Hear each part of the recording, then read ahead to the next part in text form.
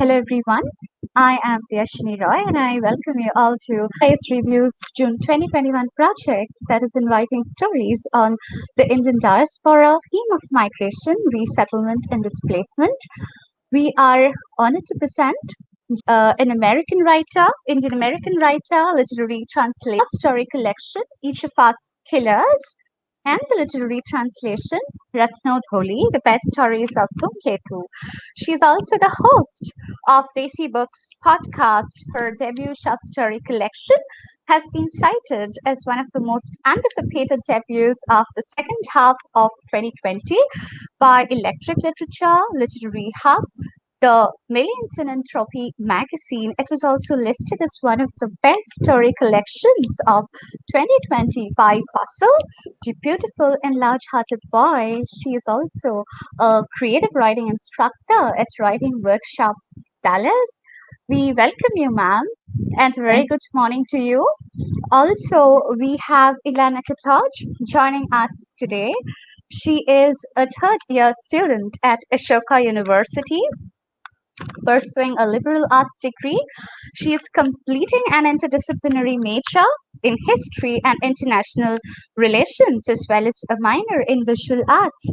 Her interests include adventure sports, art history, and yoga. She's also the project assistant of this project. We welcome you, Ilhana. And I would now request Ilhana to kindly proceed with the session. Thank you so much, Deyasini. Okay, good morning, ma'am. So we have a bunch of questions for you. And my first question for you today is that you've lived in a lot of different places in the US and you're currently based in Dallas. So what is your experience been with the Indian community in Dallas? That's where I'd like to start. Sure. Thank you. First of all, thank you for all of you for having me, and good evening to both of you, Deyasini and Ilhana. So first thing I want to mention is that when you look across the US, the state of Texas is the second most, it's the state that has the second largest Indian population. The first is California. So and a lot of that Indian American population obviously is in the Dallas metro area. So the community here is vibrant, and we've got North Indians, South Indians, we've got people from all over India in this Dallas metro area. Now, my engagement with the local Indian community has mostly been through a couple of the organizations that the community and cultural organizations. So there is for example, there is a Gujarati Samaj. They organize events. And so I've kind of attended some of those and engaged with them, the board of directors there as well, to talk about, certain cultural projects. And then there is also, there are the Hindu temples as well as the Gurdwaras. And so those tend to be the ways or the places where our Indian communities congregate and gather. And so that's been very interesting. Now, I will say that my move to Dallas happened shortly before the pandemic. And so, of course, a lot of those interactions, happened during my first few months in the area. And then after that, we've all been in, seclusion and isolation. And so it's all been online. But even that, as you can imagine, given that the Indian American community is very tech savvy, there have been online events. People have been organizing using social media and doing cultural events and Zoom sessions online. So it's been a very, I would say, of all the places that I've lived, this Dallas area, I've probably been more involved and engaged with the Indian American community here than at other places. Okay, yeah, thank you for that. My next question is also kind of related, but it's more to do with the idea of home. Again, you've lived not just in the US, you've lived in the UK, Germany, Scotland, and like you also mentioned, other parts of the US. So what has been something that you've sort of used to create a sense of, or more than a sense, the feeling of home? How do you find home away from home?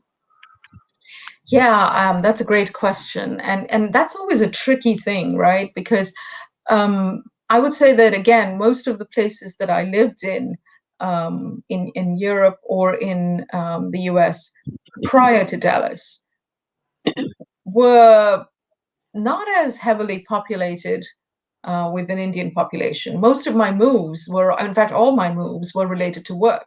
I was in the corporate world, and so they were all related to work, projects or jobs, and as such, they tended to be in more, I would say, uh, not as cosmopolitan areas, I would say. They were smaller towns, if you like. California was probably the most cosmopolitan that I've been, but other than that, they weren't as much. So for me, a sense of home came really from me trying to, well, first of all, I mean, I stayed connected with the Indian American community through online platforms. And even before social media, I would say back in 2000, 2001, 2002, there used to be a platform called Sulekha.com. It isn't the version that you see today. Okay. Back then it used to be kind of like a Facebook. It had chat rooms, and we'd go and talk about, you know, hey, books and, cultural issues. And so there was that way of staying connected and feeling like, even though I was not surrounded by home related things, that anything that would remind me of back home, I had people that I could connect with online. And of course, after that changed, then we had social media and Facebook and all of that. But that was one way.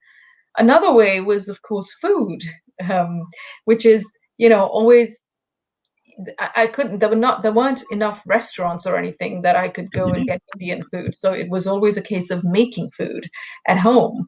And I remember buying so many different kinds of recipe books because I only knew how to cook certain things, and then I had to learn how to cook a few other things. And so certainly food was one way to feel like I was making a home, and I had my Indian kitchen, and so that was one way. And then finally the third way was just my books. I read a lot of Indian literature, both in Gujarati as well as in English, and books that were set in India, and so that's always one way of feeling like you're transported back, when you read about home in a way. So those were my three ways of feeling like I had a sense of home. No, I can completely understand, especially with regards to what you said about food and even literature for that fact. Both have the power to invoke such strong feelings of nostalgia. Yes. You feel like it feels like you're almost there. It doesn't feel like Yes. it's far away. Yes. Over to Deyasini now. Yes. So, ma'am, what inspired you to write Each of Us Killers? Yeah, I started writing the stories in that collection in late 2014. But when I started writing the individual stories, I didn't think, oh, you know what, I've got a collection here. Because when you start writing one story, then another, you don't necessarily know that you're going to have that, a whole collection. I did not even have the theme in mind. Now, the theme of the collection, they're all stories about people, different working people in their workplace, whether it's a maid or an auto rickshaw driver. But at the time when I was writing each individual story, I didn't have that grand scheme in mind. I didn't have the grand design. What I knew was that for me, having left my corporate job just after turning 40, I was looking for a sense of self, a sense of identity that was separate from this working professional that I had been for decades.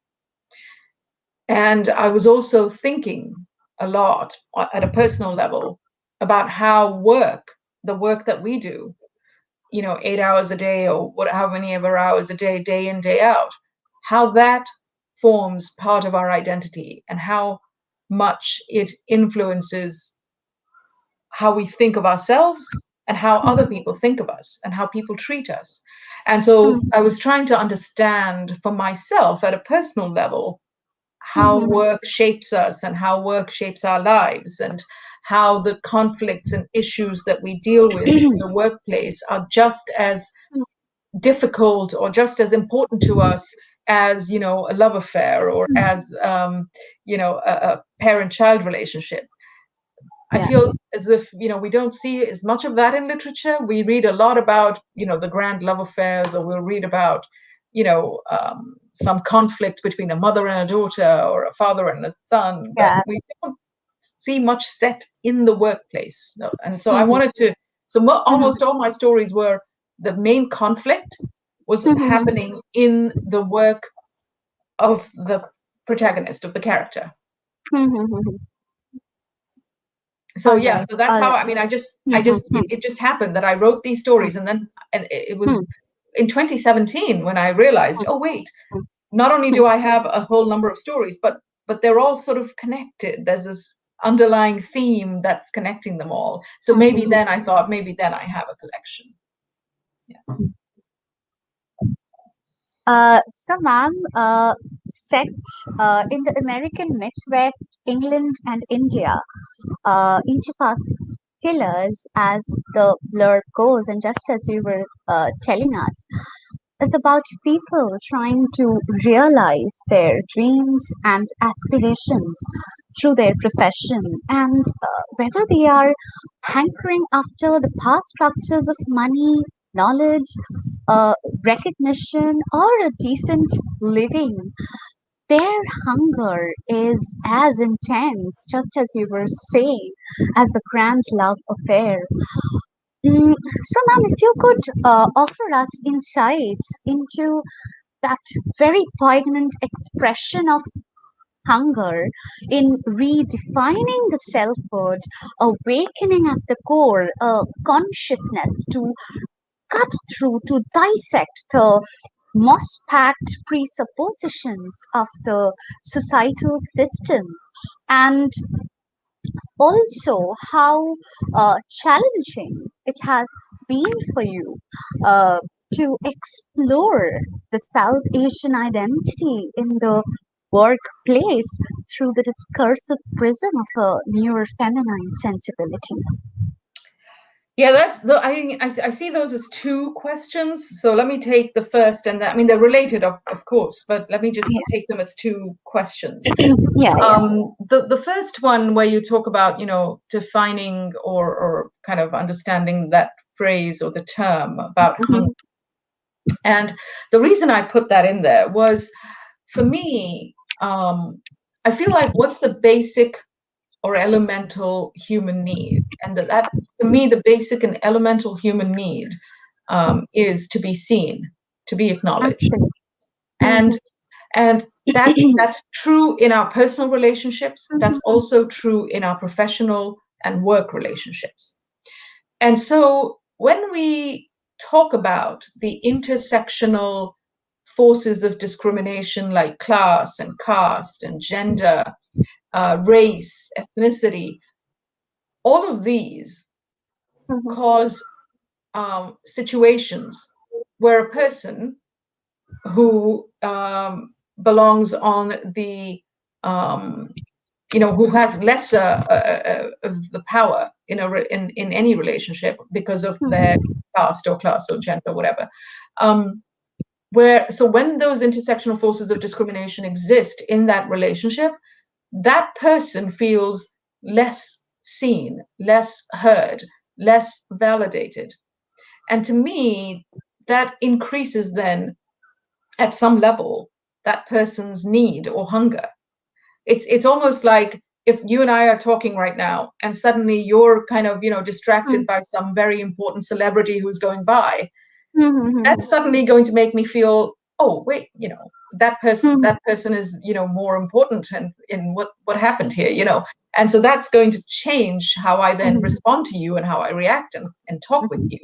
And that happens, those micro interactions, micro inequities, all of that happens on a day-to-day basis. And sometimes it flares up And so what I was exploring in these stories was those larger moments of conflict, those specific moments where that flares up for a person in their workplace, and then how do they deal with it? So, for example, with the auto rickshaw driver, he had this very rich couple not treating him very well. They were his customers, and they didn't treat him very well, and then how that shaped what he did when he was faced with a major conflict. Or I had the yoga instructor, middle-aged yoga instructor. She wasn't even an instructor. She was a teaching assistant. And she kept getting jobs to be the teaching assistant, but never the instructor. And she would get these younger men coming in above her, being the instructor, where she had to assist them. And how does she then, at one point, when she reaches that certain point of no return, how does she deal with it? Or, there's a young architect in Ahmedabad, and he's just started his own business, and he's trying to get that big contract, that will just make his deal and make his business. And, he gets to a point in the deal-making process where he has to make an ethical, moral decision. And what does a person like him do at that point, in their life, when they have to when they have to make that major character defining decision? And so those were some of the things when I talk about that hunger, which is as grand as a love affair. These are life-changing decisions we make in our workplace. They change who we are, not just in the workplace, but then who we are with the world around us, with people in our lives, in our families. And that's something I explore as well, is that when, for example, the architect ends up making a certain decision about how to deal with that contract and the person he's working with, how does that change his relationship with his wife? So, I think a lot of what we do in our workplace has far-reaching effects into our daily lives, but we tend to think of these as compartmentalized things, and we don't look at that together. And for me, work and life have never been compartmentalized. One feeds the other. So. Okay, ma'am. Oh, Over and to then your you, second Ilhana. question. Sorry, how does that? Sorry, your second question was the South Asian identity in the workplace, and looking at it through the prism of the feminine sensibility. Yeah, I think I've been working since outside India since 1991, and so it's been a long time, 3 decades, and in 3 decades, I've gone from where I was the only, not only the only South Asian engineer in the workplace where I was, but I was also the only South Asian woman. I was also the only woman engineer. And so I've gone from that kind of world to a world now where, it's young women like you who are doing all kinds of jobs. There's no such stigma, or no such, oh, you're the first off something, right? So I think that's great. To me, that's a 30-year thing that I have seen, stepping back, because I'm older than you guys, and so I see that, and I think, oh, that's wonderful. But by the same token, when you talk about gender and as a woman, what do I see in the workplace as a South Asian woman? Well, I still see a lot of those discrimination forces. A lot of times, and I'll say, for example, in 2017, there's one of the stories in Each of Us Killers is based on a real life incident that happened in the US. In 2017, in Kansas, there was a young South Asian or Indian engineer, Srinivas Kuchibhotla. Yeah. He was married. He, on a Friday evening, went with a friend to the bar for a drink. This older veteran army vet, retired army guy, thought that they were Middle Eastern, pulled out a gun and shot at them. And right now in the US, we're hearing and seeing a lot of anti-Asian American violence. So I think that in terms of the South Asian identity, or even just Asian identity, because a lot of times in the US, people don't think of us as South Asian and Asian. They just think of us all as one monolithic culture, Asian, right? And, when you think about right now, last week, what happened in Atlanta with the shootings at the spa, and the Asian American women, 6 Asian American women got shot. And there's been a lot of articles and essays about how the Asian American or the Asian woman gets fetishized in the workspace. So there's, I think the South Asian woman and her identity in the workspace is definitely still something that is evolving, and we're still dealing with a lot of challenges, let's say. Yeah.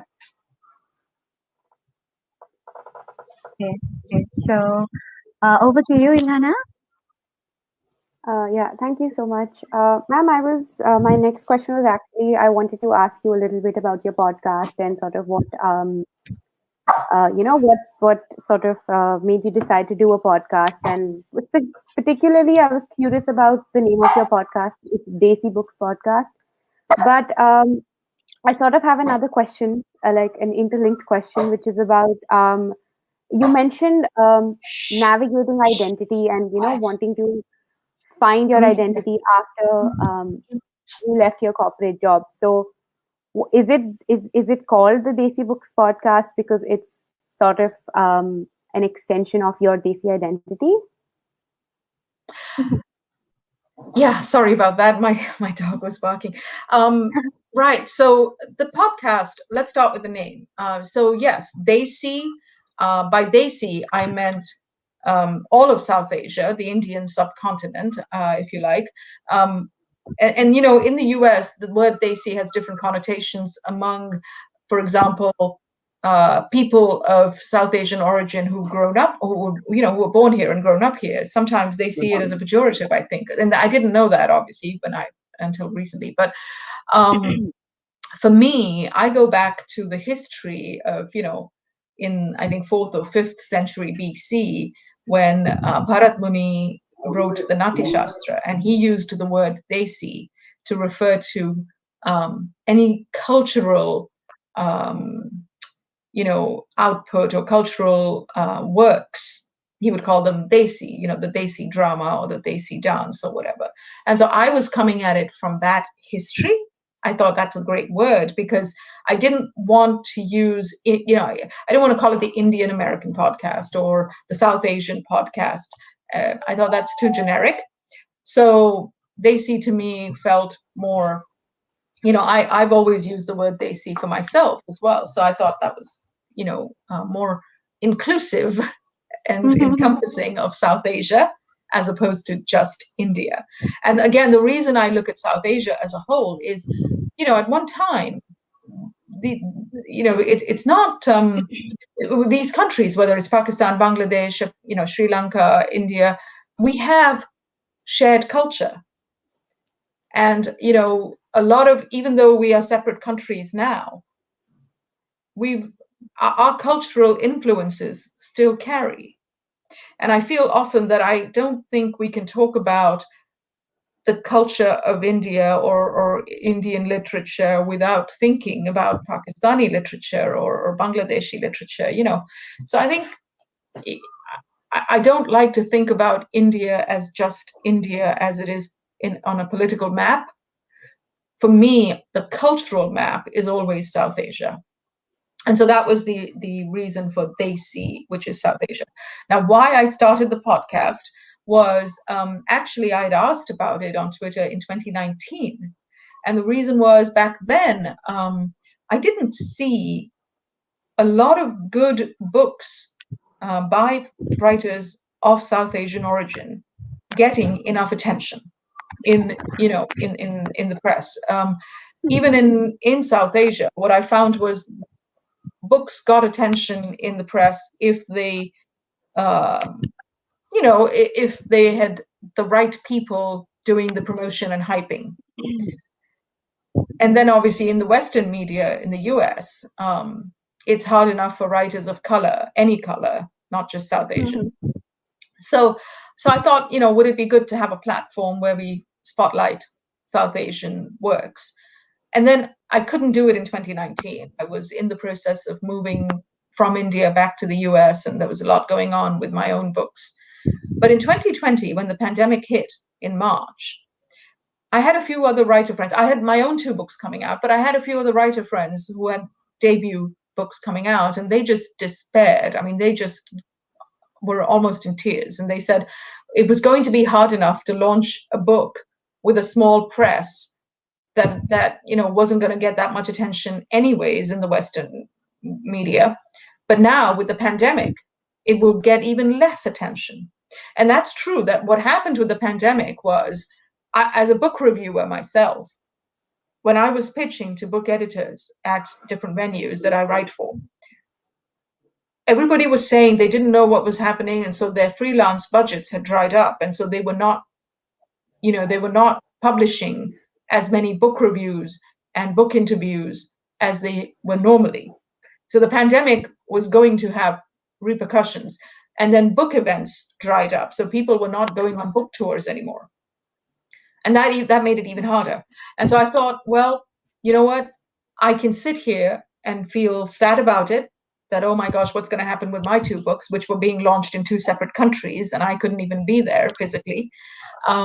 I could sit there and be depressed about it and complain about it, or I could do something else that will help everybody. Not, it's not just about promoting me. Why don't I just do something that, because I firmly believe this, and I've said this often on the podcast, a rising tide lifts all boats.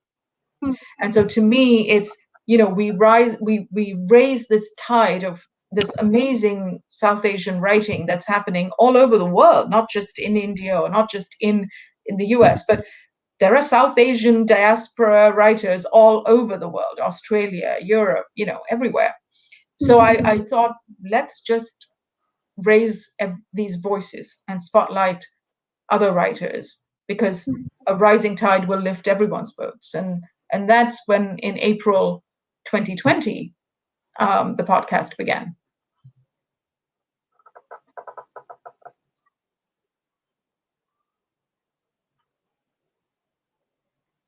Can you hear me? Yeah. So, ma'am, how does the US audience react to your writing? Is it different from the Indian audience? If yes, how? Well, it's been interesting because my books are very rooted in India. Because although I left India in 91, I've been back quite a bit. And then from 2014, mid 2014 to February 2020, I was living in Gujarat. And so a lot of these stories, and I was back and forth between Bombay or Mumbai, as we call it now, right, and Gujarat. And so I would say majority of my stories are set in India, in Gujarat, and Bombay, and some are set in the US, where I've lived and worked. So what I've found is that readers in India absolutely have said they've loved the book, and they get the cultural references. I use, in some cases, I use Gujarati words, or I use Hindi words. And I use them very carefully. I only use them if there is no equivalent English. I don't like to just, exoticize my prose by just throwing in non-English words. There is a reason I will have used a non-English word. So I think the Indian, I've been very gratified and very grateful that Indian readership has appreciated the book. And I'm also grateful that I found the totally unexpected that I found a lot of readers here in the US also. Now, most of them, I will point out, were writers of color themselves. Well, a lot of the people who reviewed and my book in different venues happened to be either South Asian themselves or writers from other ethnicities. I think I might have had maybe 2 or 3 white reviewers review the book, but generally it was writers of color. And I think what resonated for them was this book was so, it was not written, I didn't write it with a white reader in mind. I wrote it for people like me, so they could see themselves in the stories. Okay. So, ma'am, as a seasoned practitioner, effortlessly straddling the false lines of class, caste, nationality, the manifold movements between the realms of the consciousness, the workplace of countries and realities of many moods, dreams, of myriad episodes of loss and longing, survival and success. Uh, how do you perceive the concept of the arrival, and um, how would you redefine this arrival to expand its classical breadth to fit it into a more liberating postmodern frame that would refract one's life um, into I mean, refract one's stark life into a spectrum of luminous rays, lighting the darkness briefly, and also how uh, have your diasporic experiences uh, shifting between these multiple spaces and movements shape up your writing? Okay, great question. And again, I'll take it in two parts. I think to your first question, well, first of all, I don't feel like I'm a seasoned practitioner. I feel like I'm still learning, and I think I will always be learning. I think with writing, from what I'm seeing, I've got two books out, and I feel like with each book, I've gone back to learning mode. I'm learning everything all over again. So, to that, with that, how do I define the concept of arrival?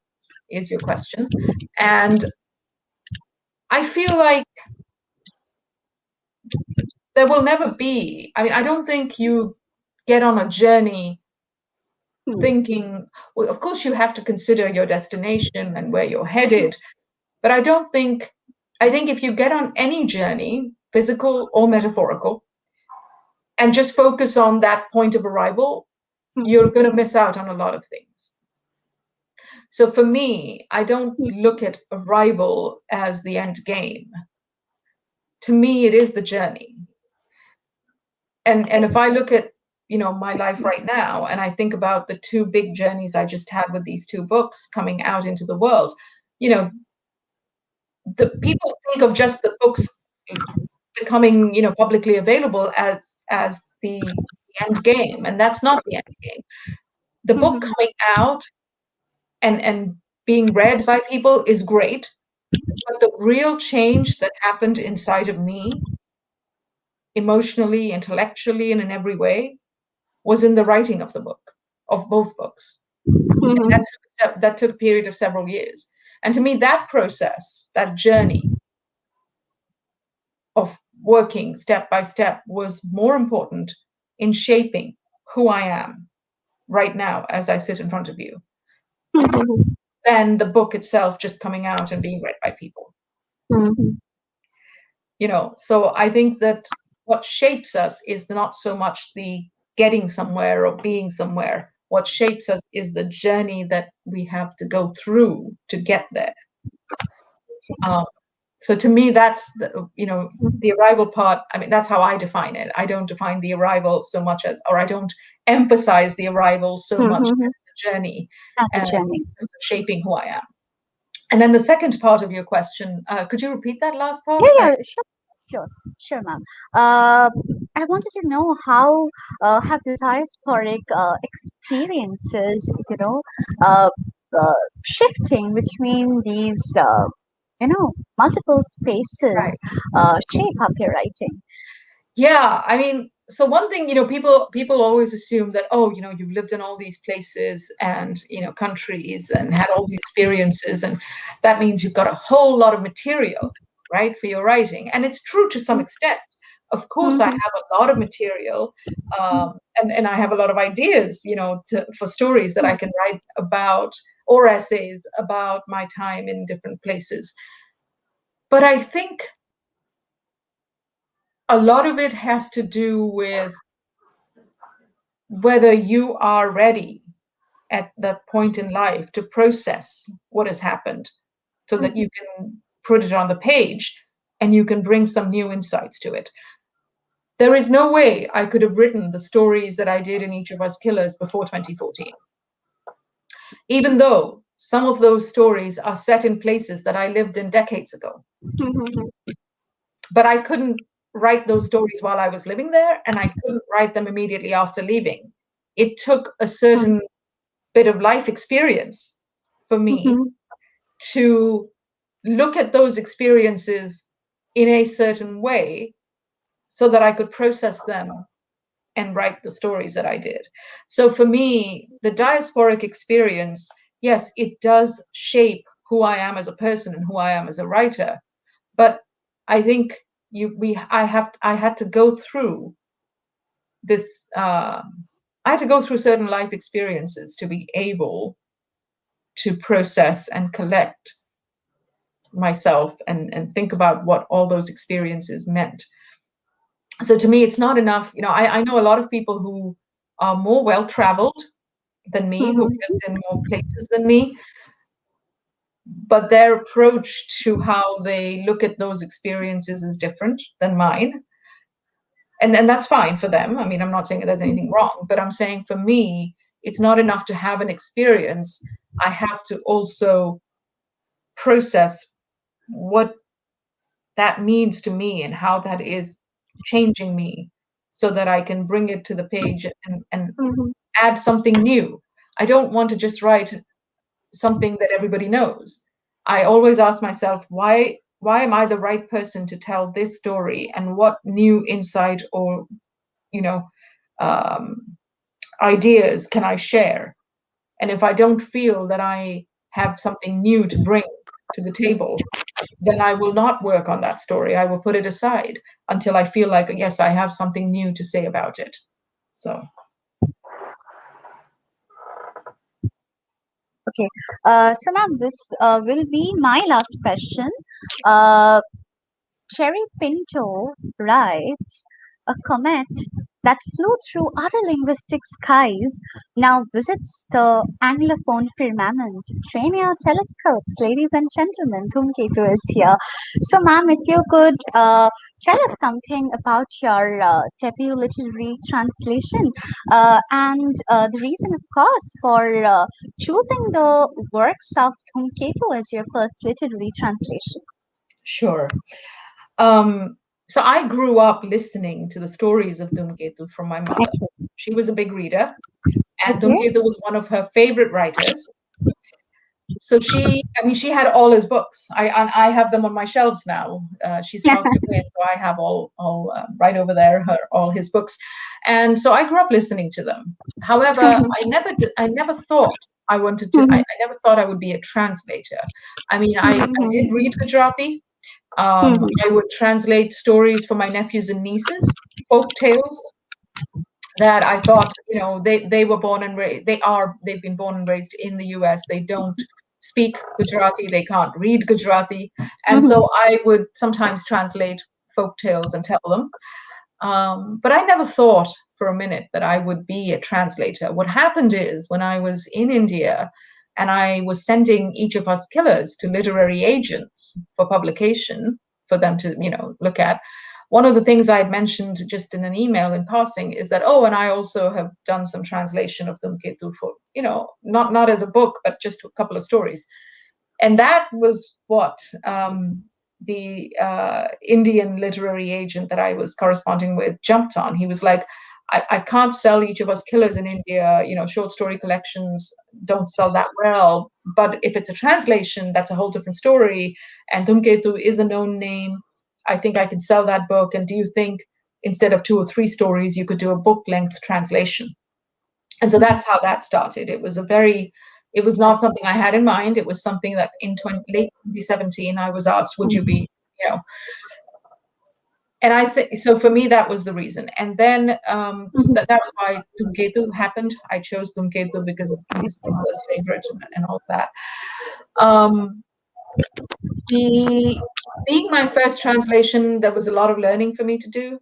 Because being able to read in a language, speak a language, understand it is one thing, but then translating another writer's work is another thing. You're trying to understand that writer's intention. You're trying to understand, certain colloquialisms, certain dialects. So for me, it was a learning process. Now, I look at the book now and I know that I can pick out certain things I would do differently. And that's not because, well, that tells, in one way, that's a good thing. That tells me that as a translator, I am evolving, I am growing. That if I can spot things that I would want to change, and I will be changing because the book is going to come out in the US next year with a US publisher. So I'll make sure that I make some changes. But yeah, it's, for me, again, it was the journey, the process of doing the translation. And, Ilhana, when you asked me about home earlier, let me tell you, when I was doing the translation of Dhumketu's stories, even though some of those stories are set 100 years ago, just reading the Gujarati very closely, doing the close reading so I could do the translation, for me, even though my mother is no longer alive, it took me back to my mother and back to that home, when I was a child growing up and listening to her tell us those stories. So that's another way to get to home, coming back to your earlier question. All right, ma'am. So over to you, Ilhana. Yeah, that was really nice. You explained Yeah, the last one really well, and yeah. I just have I have two last questions. The first one is kind of simple, which is that what is something that you miss about India, and when you went, like, how do you sort of try to recreate when you miss that thing where you are right now?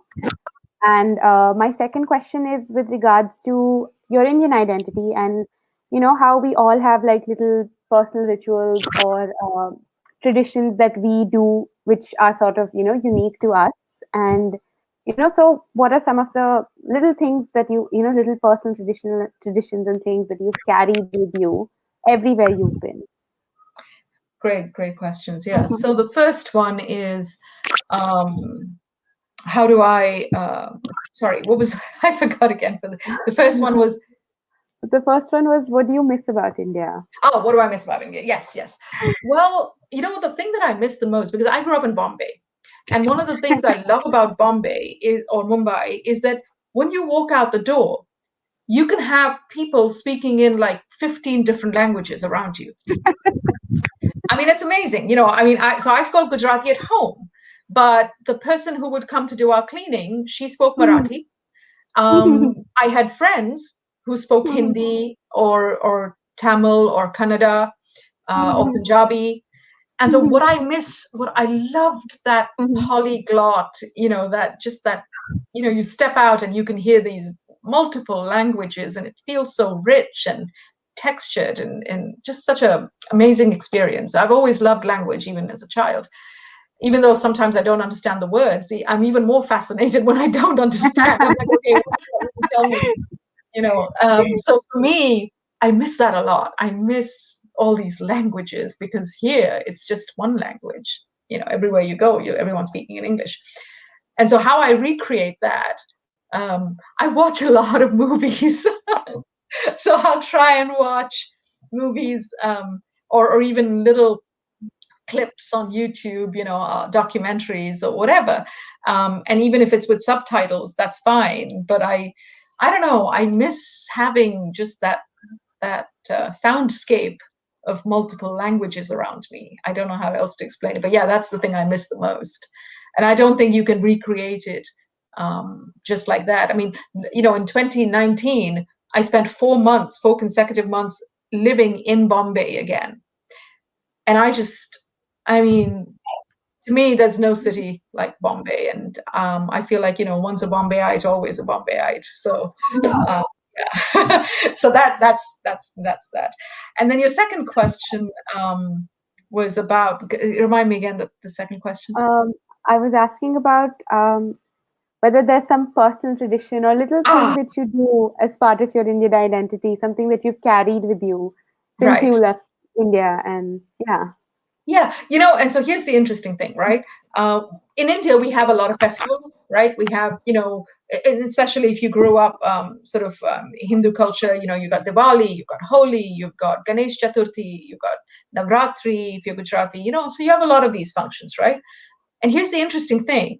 When I was in India, I wasn't very interested in participating, right? I was like, oh yeah, that's going on over there. And I didn't, like, my sisters and my family members would be interested, but I'd be like, no, I just want to read my book and just leave me alone. But what's interesting is that since leaving India over the last few decades, I find myself drawn more and more to the rituals and traditions. And I'm not a religious person. I'm not drawn to them because of religion. I don't go to the temple because of religion. I go to the temple because that's where the community gathers. That's where they celebrate. That's where, maybe there's a Diwali celebration or there's the Navratri. And so for me, when we talk about rituals and traditions, having left India, I've become more engaged and more involved in these annual, festivals than I used to be when I was in India. So, my husband and I celebrate Karva Chauth, we celebrate Diwali, we celebrate all of these things, but not in a religious way, but just it's a way of connecting and keeping our culture alive.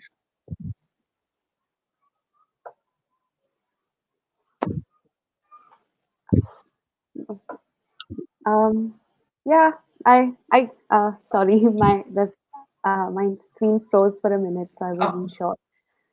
But no, I completely understand when you say that it's more about keeping in touch with your cultural roots than it is about being religious or following a certain faith.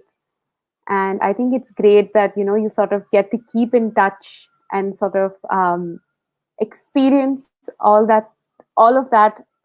If I may say, all of that at home, away from home, in a way. mm-hmm. Yeah. Um, so that was the last of our questions, and with that, we've come to the end of our session. Thank you so much for joining us, and this was a really, really informative session. It was a really great conversation, actually. I'll call it a conversation more than I'd like to call it a session, because I feel like we really sort of got to, like, I personally really enjoyed the part where you were talking about, wanting to find your identity. And it's so interesting that you get to mold your identity, and you also get to change it as you grow. So yeah, that's something that's really exciting. And yeah, once Yeah, again, no, I appreciate both your questions, very insightful questions. And I think this is a great project, this work that you guys are doing. I'm very interested to see the end result. As Dr. Banerjee was saying, you're going to do all these 20 delegate interviews. I think that's amazing. It's fascinating to me as a writer. I'm curious to see the end result now. I'm looking forward to, and I watched a couple of videos, and I hope to watch a few more. So thank you all for doing this. Yeah, really. and thank you for like sharing your Thank you. experiences and your stories, fictional and real life. Yeah. With that, thank you so Thank much. you.